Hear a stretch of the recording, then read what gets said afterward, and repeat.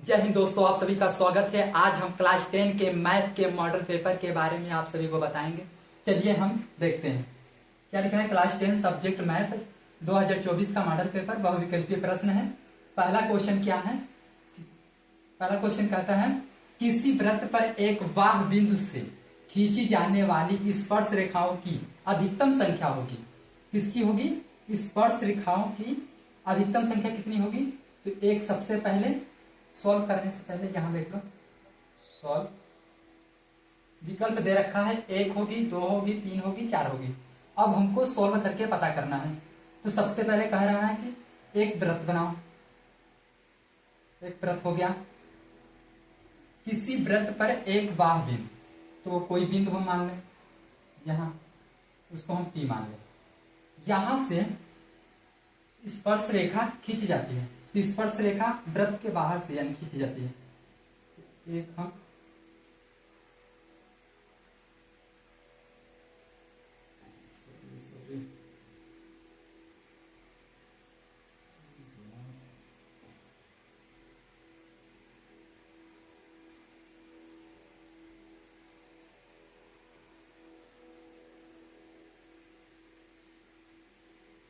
ये एक रेखा हो गई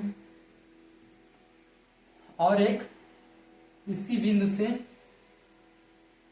एक रेखा यहां से गुजरेगी, इसको टच करते हैं। इसी रेखा को हम स्पर्श रेखा कहते हैं, P Q R। तो एक वृत्त पर अधिकतम कितनी स्पर्श रेखाएं हो सकती हैं? अधिकतम दो हो सकती हैं, P Q।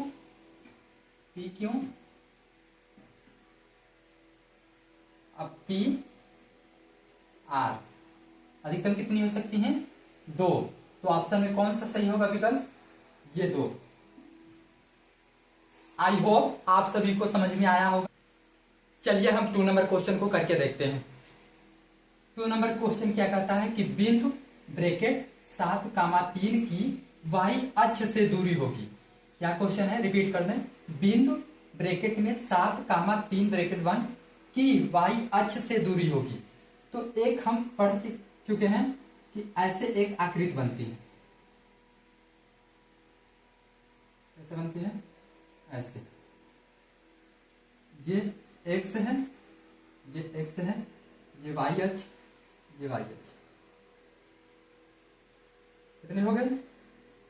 तो अंक कहां तक दिया है? 7 तक। 1 2 3 4 5 6 7। इधर भी 1 2 3 4 5 6 7।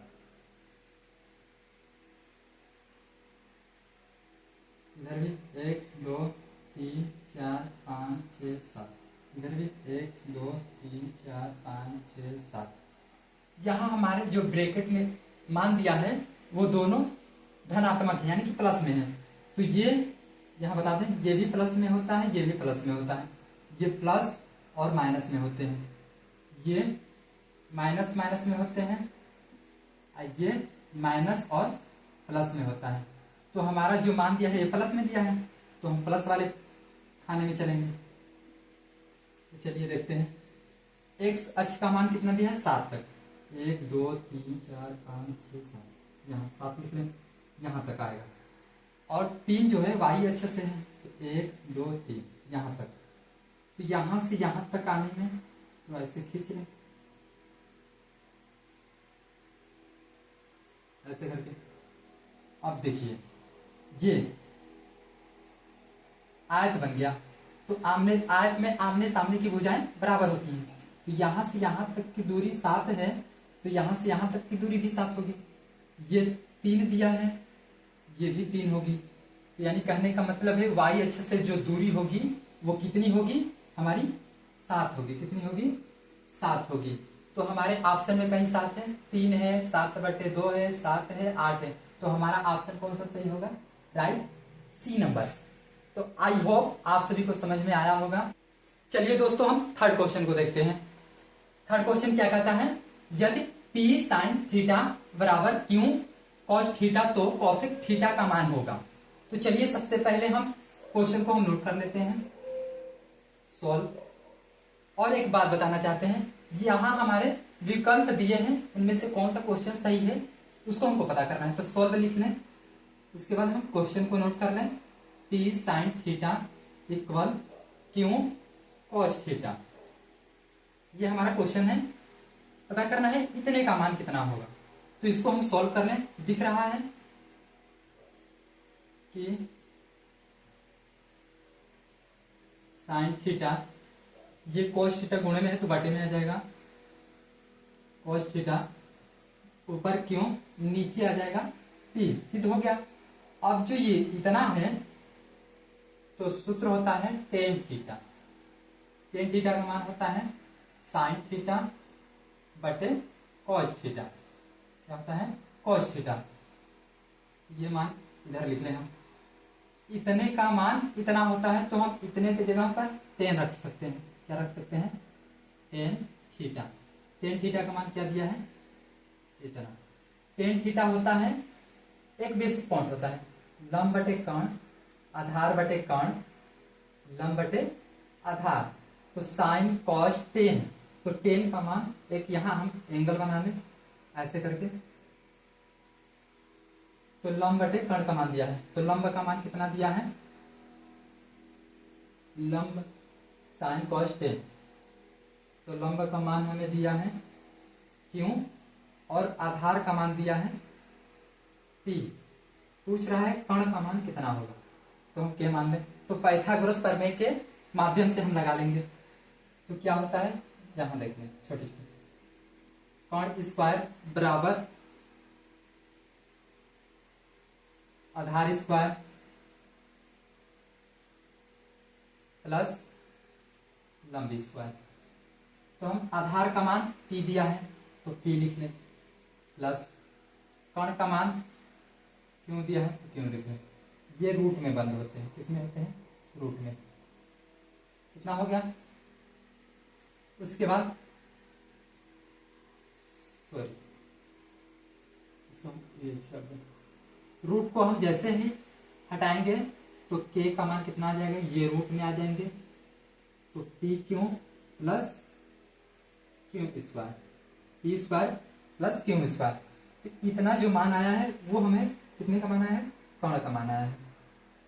तो कर्ण का मान इतना है P square plus Q square हो गया। हमें कितने का मान पूछा है, कॉसेक थीटा का मान। तो यहां लिख लें कॉसेक थीटा। तो कॉसेक थीटा का मान कितना होगा, साइन कॉस टेन, इसको पलटेंगे तो कॉट सेक कॉसेक। तो कॉसेक का मान होता है कर्ण बटे लंब। तो कर्ण का मान कितना है, कितना है बटे लंब का मान कितना है क्यों है,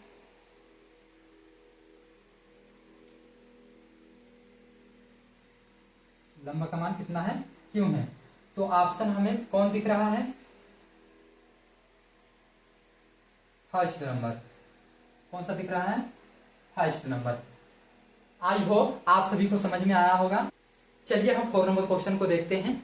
4 नंबर क्वेश्चन क्या कहता है कि यदि समीकरण 3x plus 5x minus Q equal 0 के मूल बराबर है तो क्यू का मान होगा। तो ऐसे सवालों को हम कैसे सॉल्व करते हैं, सबसे पहले सॉल्व लिख लें।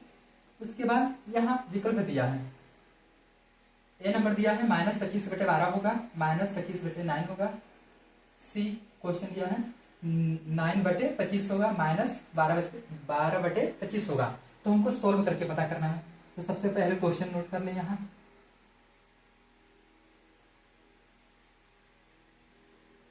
क्वेश्चन नोट हो गया।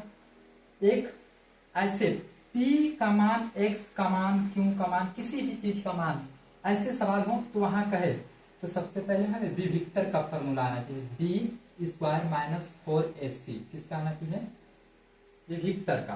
तो इसी पर हमें रखना है। तो ये A का मान है, ये B का मान है, ये C का मान दिया है, तो हम उसकी जगह पर पुट कर देंगे। तो हमें B का मान कितना दिया है 5, इसके पास प्लस है तो प्लस ही लिखेंगे। तो 5 स्क्वायर है तो स्क्वायर, माइनस तो माइनस, वहां 4 है तो 4। A का मान कितना है 3 लिख लें। गुणे का निशान। ये सी का मान कितना है, माइनस का क्यों लिख ले, आई इक्वल 0। ठीक, 5 यानी कि 5 का वर्गमूल कितना होता है 25। यहाँ माइनस है तो माइनस माइनस आपस में गुणे होंगे तो प्लस हो जाएगा। कितना हो जाएगा प्लस 3 चौको 12 या 3 चौको 12 या 3 चौको 12। ये क्यों उसी में गुणा होगा। कितना हो गया, ये हमें क्यों का मान पता करना है तो 12 क्यों उधर चला जाएगा, ये शून्य यही रहेगा, ये प्लस में है तो इधर आएगा तो माइनस में। इतना होने के बाद यहां से हम ऐसे कर लें तो 12 क्यों माइनस का 25 क्यों हम यहीं होल्ड कर दें माइनस का 25। अब बटे ये गुणे में है तो बटे में आ जाएगा 12। तो हमें क्यों का मान कितना प्राप्त हुआ है -25/12। तो ऑप्शन में कहीं है 25/12, तो ऑप्शन ए ही सही है। तो आई होप आप सभी को ये क्वेश्चन समझ में आया होगा। चलिए हम 5 नंबर क्वेश्चन को देखते हैं। 5 नंबर क्वेश्चन क्या कहता है, समांतर श्रेणी -62, -59, -7, -10 का 11वां पद होगा। तो ऐसे कहे 11वां पद 30वां पद कोई भी पद निकालना हो तो सबसे पहले ये 11वां पद दिया है तो उसका एक सूत्र होता है। क्या होता है, 11वां कह रहा है तो a प्लस उसमें से 1 माइनस कर दो 11 में से तो 10 ही। ये इतना सूत्र भी हमेशा याद रखना है। यहाँ 11 कहा है तो यहाँ हमें 10 लिखना है, 20 कहेगा तो 19d लिखना है, 40 कहेगा तो 39d लिखना है और ये a प्लस ऐसे लिखना है। ठीक, उसके बाद हमें पता करना है a का मान कितना दिया है तो यहाँ लिख लें a का मान -62 दिया है और हमें d का मान निकालना होता है। तो d का मान कैसे निकालते हैं, a1 a2 a3 a4। तो a2 -a1 ये d का मान निकालने का सूत्र है। तो ये a1 है, ये a2 है। तो a2 का मान कितना दिया है माइनस का इतना, और यहाँ माइनस पहले से ही है और यहाँ भी माइनस है तो माइनस माइनस प्लस हो जाएगा तो 62। तो हमें d का मान कितना प्राप्त होगा, 62 में से 59 माइनस करेंगे यानी 59 माइनस करेंगे तो कितना बचेगा 3, वो भी प्लस का। तो हमें पता चल गया। तो a की जगह पे a का मान रख दें तो a का मान कितना दिया है 62 प्लस 10, d का मान कितना दिया है 3, तो माइनस का 62 प्लस 10 या 30। उसके बाद 62 में से हमें 30 माइनस करना है। ये बड़े वाली संख्या के पास माइनस का निशान है तो 62 में से 30 माइनस करेंगे तो 32, वो भी माइनस का, क्योंकि बड़ी वाली संख्या के पास माइनस का निशान है। तो वो पद 11वां पद क्या होगा माइनस का 32। आई होप आप सभी को समझ में आया होगा। तो देखिए इस विकल्प में कहीं दिया है तो बी नंबर में दिया है -का 32, यही हमारा राइट आंसर है।